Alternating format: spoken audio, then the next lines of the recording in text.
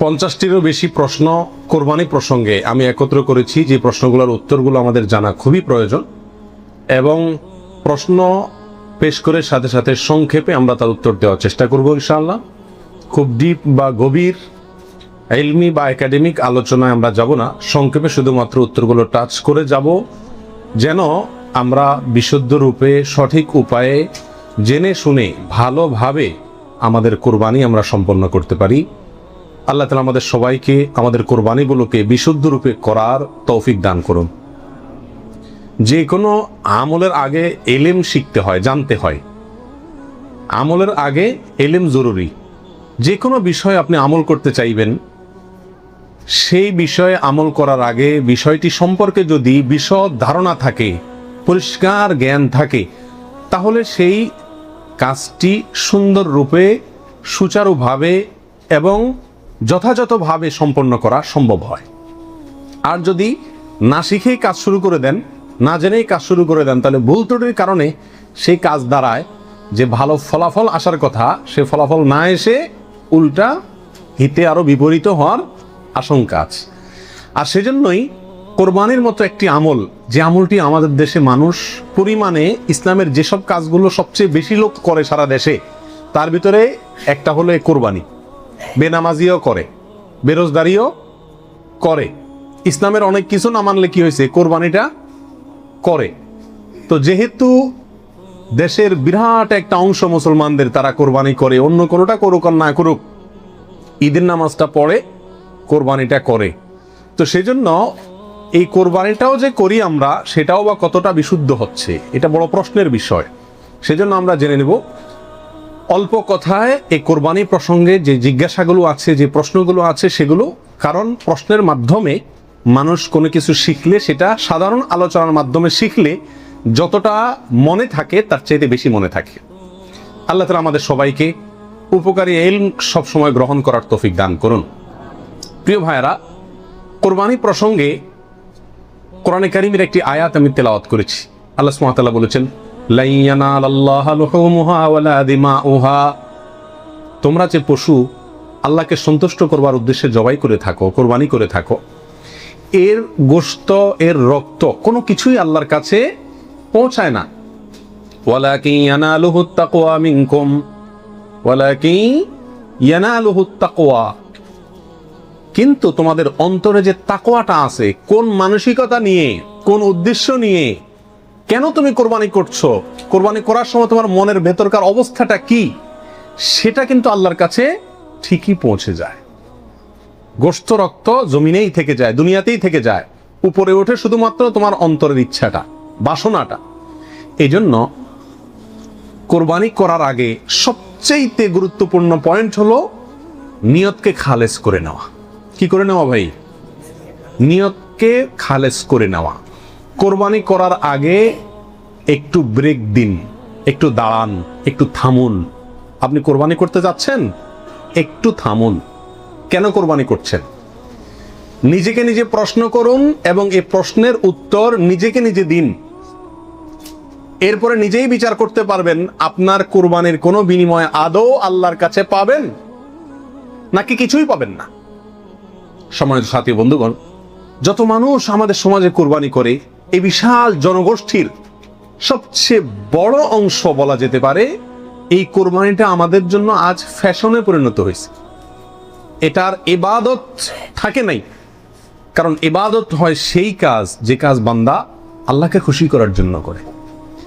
কোরবানিটা সবচেয়ে বেশি সংখ্যক মানুষ করে, এর একটা কারণ এটাও যে কোরবানি এমন একটা ইবাদত যেটা নগদ লাভ নিজেই পায়। গোশতগুলা ফ্রেশ বাসায় উঠাইতে পারে, ঠিক না? ঠিক। এই কারণে সমাজের বড় একটা অংশ কি করে? কোরবানি করে। আবার অনেকে কোরবানি করে নিজের নেতাগিরি জাহির করার জন্য। নেতা সাহেব, এমপি সাহেব, মন্ত্রী সাহেব, ব্যবসায়ী সাহেব, অমুক সাহেব, তমুক সাহেব, 10টা গরু, 5টা গরু, সবচেয়ে বড় গরু। এই যে একটা প্রতিযোগিতা, এই প্রতিযোগিতাটা মনে হচ্ছে ভালো কাজের প্রতিযোগিতা, আসলে এটা হলো এক ধরনের বড়াই, মাতবরির প্রতিযোগিতা, নিজের প্রভাব প্রতিপত্তি, নাম সুনাম এগুলোকে প্রতিষ্ঠিত করার প্রতিযোগিতা, যেটা কি প্রশংসনীয় নাকি নিন্দনীয়? নিন্দনীয়। এই জন্য ভাইরা আমার, কোরবানি করার আগে প্রথম একটু থেমে নিজেকে প্রশ্ন করতে হবে, আমি কেন কোরবানি করছি? আমি কি মানুষকে দেখাবার জন্য করছি না আল্লাহকে সন্তুষ্ট করার জন্য করছি? এই বিষয়টি নিজেকে নিজে প্রশ্ন করে এর ইতিবাচক এবং সঠিক উত্তর বের করে আনতে হবে, তারপরে কোরবানির দিকে পদক্ষেপ নিতে হবে। আল্লাহ তাআলা আমাদের সবাইকে বিশুদ্ধ রূপে সঠিকভাবে কোরবানি করার তৌফিক দান করুন। প্রিয় ভাইরা আমার, এবার আমরা চলে যাই প্রশ্ন উত্তরে সরাসরি। প্রথম প্রশ্ন হলো, কোরবানি কি? কোরবানি এটি উর্দুতে ব্যবহার হয়ে থাকে ত্যাগের অর্থে। কোরবানি করা, যে কোনো কাজের জন্য কোরবানি করা মানে কি করা? ত্যাগ করা। এই পশু কোরবানিকে কোরবানি বলা হয় এই জন্য যে এই কোরবানিটাও আসলে মূলত কি? ত্যাগেরই শিক্ষা বহন করছে। ইব্রাহিম আলাইহিস সালামের ত্যাগের স্বাক্ষর এই পশু কোরবানি। এর মাধ্যমে ইব্রাহিম আলাইহিস সালাম যে আল্লাহর জন্য বিশাল বড় ত্যাগ করেছিলেন, আল্লাহর কথাকে মানতে গিয়ে নিজের জীবনের সবচেয়ে বড় পরীক্ষার সম্মুখীন হয়েছিলেন এবং তিনি ত্যাগ করে পরীক্ষা উত্তীর্ণ হয়েছেন। এই কোরবানি যেহেতু তার স্বাক্ষর, সেই জন্য ওই আমাদের সমাজে উর্দুতে সচরাচর যে কোরবানি এই শব্দটি ব্যবহার হয় সেটাই প্রচলিত আছে, অর্থাৎ ত্যাগ করা, কোরবানি। আর আরবিতেও কোরবান শব্দটি আছে, যেটা কোরআনে আল্লাহ তাআলা ব্যবহার করেছেন। আদম আলাইহিস সালামের দুই ছেলে কাবিল এবং হাবিল, তারা উভয়ে আল্লাহর কাছে আল্লাহর সন্তুষ্টির জন্য তারা সাদাকা পেশ করেছিল, নৈকট্য অর্জন করার জন্য। আল্লাহ বলেছেন ইরতাকাররাবা কোরবানান, তারা উভয়ে যখন কোরবান পেশ করছে, যে কোরবান শব্দ কোরআনেও আছে, অর্থাৎ তারা উভয়ে এমন বস্তু পেশ করেছে যার মাধ্যমে আল্লাহর নৈকট্য অর্জন করা যায়। সেই অর্থে কোরবান মানে হলো আল্লাহর কাছে নৈকট্য অর্জন করার মাধ্যম বা উপায়, অর্থাৎ ত্যাগ করা অথবা আল্লাহর কাছে নৈকট্য অর্জন করার মাধ্যম। এ হলো কোরবানির সংক্ষিপ্ত শাব্দিক পরিচিতি। আর ইসলামী শরিয়াতে কোরবানি বলা হয় জিলহজের 10 তারিখে এবং তার পরবর্তী যে দিনগুলোতে কোরবানি করা যায় সেই দিনগুলোর ভেতরে কোনো পশু, অনুমোদিত পশু যেগুলো জবাই করলে সওয়াব হয় দিনগুলোতে, সেগুলোকে আল্লাহকে সন্তুষ্ট করার উদ্দেশ্যে জবাই করার নাম হলো কোরবানি। এ হলো ইসলামী শরিয়ার পরিভাষায় কোরবানির মোটামুটি একটি সংজ্ঞা। দ্বিতীয় প্রশ্নে চলে যাই আমরা, কখন কিভাবে কোরবানি শুরু হয়েছিল?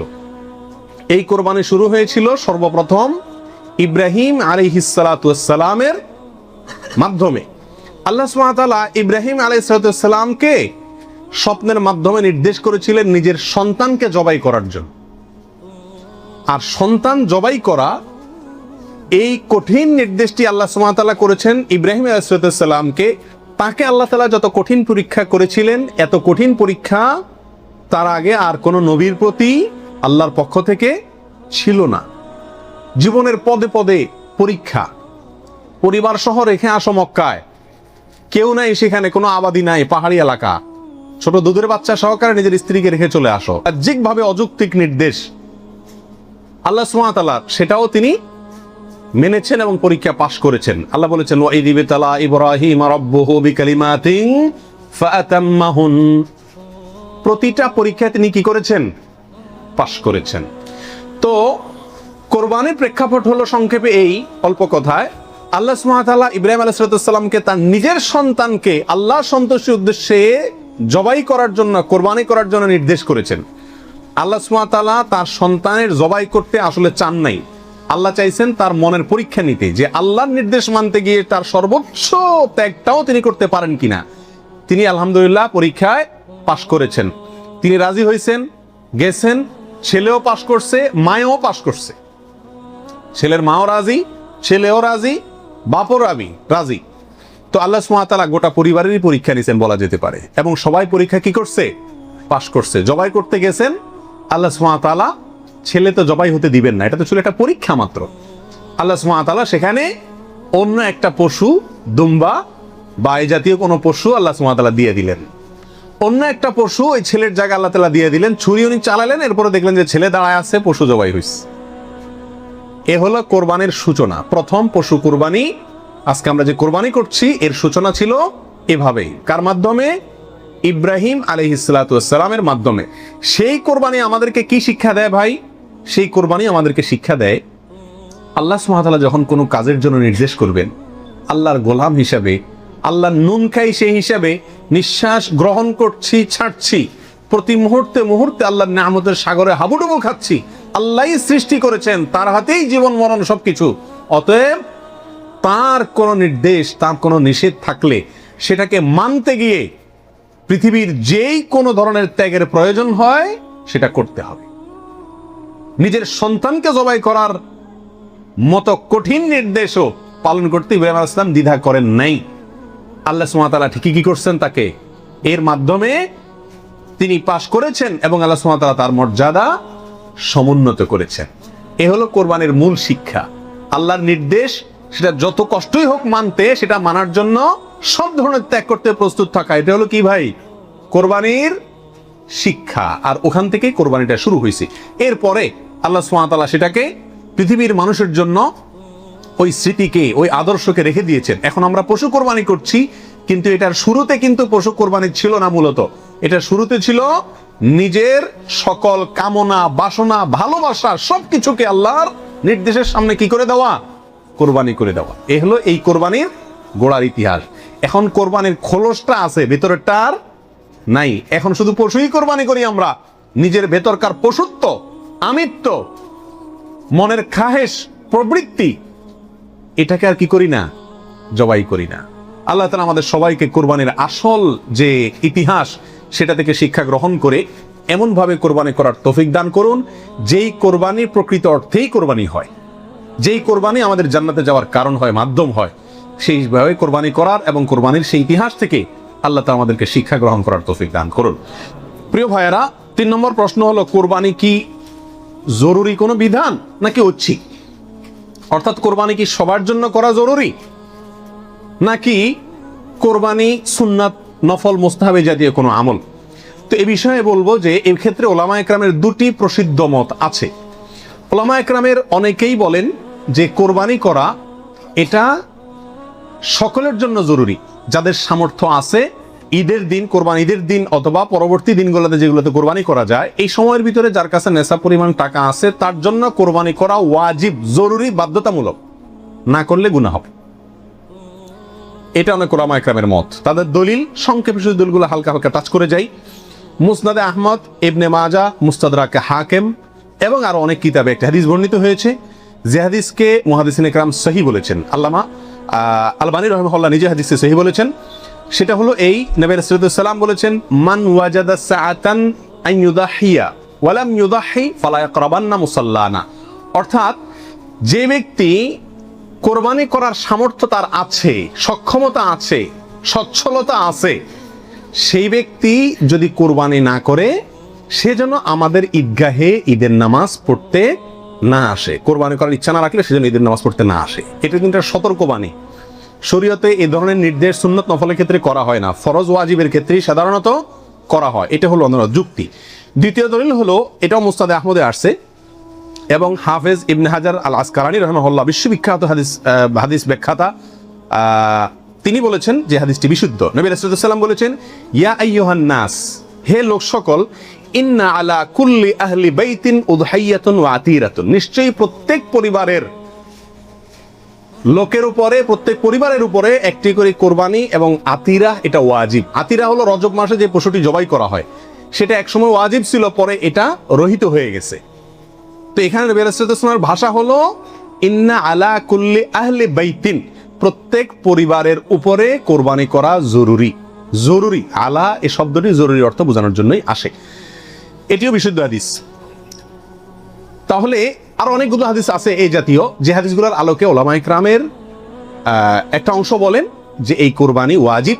ইমাম আজম আবু হানিফা রাহিমাহুল্লাহর মত এটা। এর বিপরীতে অনেক ওলামায়ে কেরাম বলেন কোরবানি করা ওয়াজিব নয়, এটা সুন্নাতে মুআক্কাদা। সুন্নাতে মুআক্কাদা মানে কি? সুন্নাত, কিন্তু খুবই গুরুত্বপূর্ণ সুন্নাত। বিনা কারণে এটা ছাড়া মাকরুহ, অপছন্দনীয়, ভালো কাজ নয়। সুন্নাতে মুআক্কাদা এবং ওয়াজিবের সাথে খুব বেশি তারতম্য নাই, কাছাকাছি গুরুত্বের বিচারে প্রায়। সাহাবীদের ভিতরে অনেক প্রসিদ্ধ সাহাবী, তারা কোরবানি করতেন না, ওয়াজিব মনে করবে মানুষ, এই ভয়, এরকম কোন বর্ণনায় পাওয়া যায়। তারপরে কোন বর্ণনা জানা গেলে এটাকে সুন্নাতু আবিকুম ইব্রাহিম এ জাতীয় শব্দ ব্যবহার করেছেন।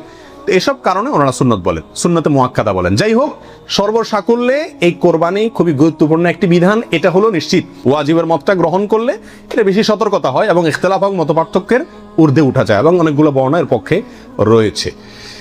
4 নম্বর প্রশ্ন হলো, কোরবানি কয়টা করতে হয়? এই প্রশ্নটা আজকাল এই জন্য করতে হচ্ছে যে এখন আমরা সমাজে কোরবানির সংখ্যা বাড়ানোর জন্য এক ধরনের প্রতিযোগিতা খেয়াল করতেছি।